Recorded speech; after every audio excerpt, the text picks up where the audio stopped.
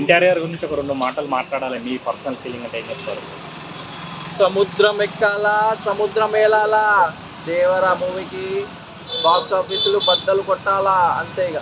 ఇవాళ ఎన్టీఆర్ గారి ట్రైలర్ చూసారు, నిన్న ట్రైలర్ వచ్చింది. ఆ ట్రైలర్ చూసాక మీకు సినిమా పైన ఎక్స్పెక్టేషన్స్ పెరిగాయా తగ్గాయా? సో ట్రైలర్ ఆల్రెడీ ఫస్ట్ ట్రైలర్ని మించి సెకండ్ ట్రైలర్ ఉంది. సో ట్రైలర్ ఏ విధంగా ఉంటే మూవీ ఇంకా బొమ్మ బాక్స్ ఆఫీస్ బద్దలైపోతుంది. ఓకే బ్రదర్, మీకు ఎన్టీఆర్ గారి లుక్స్ ఎలా అనిపించాయి? ఇప్పుడు కొత్త ట్రైలర్లో లుక్స్ అయినా కానీ ఆయన డైలాగ్ డెలివరీ అయినా ఆ యాక్షన్ సీక్వెన్స్ అయినా మీకు ఎలా అనిపిస్తున్నాయి? సో డైలాగ్ డెలివరీ చెప్పని అవసరం లేదు, సింగిల్ టేక్ ఆర్టిస్ట్. సో అందులో చెప్తాడు, నిన్న రాత్రి ఓ కళ వచ్చింది జోగుల, సముద్రం ఎరుపెక్కింది, ఎర్ర సముద్రమైంది, అది కూడా నా చేతులతో చేశాను అనే ఆ డైలాగ్ డెలివరీ చూస్తుంటే నిజంగా అసలు ఆ మూవీలో మనము ఎందుకు లేము అనే ఒక అది అనిపిస్తుంది. ఓకే, ఈ సినిమాతో ఎన్టీఆర్ గారు బాలీవుడ్లో తనకంటే ఒక మార్క్ క్రియేట్ చేస్తారనుకుంటారు. So already NTR pan India level super సోలోగా కంపల్సరీ చేస్తాడు. ఎందుకంటే RRRలో చూసాము already.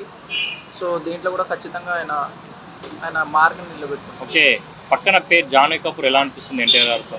So Johnny Kapoor so బాగానే అనిపిస్తుంది, వాళ్ళిద్దరి మధ్య కెమిస్ట్రీ కూడా చాలా బాగుంది.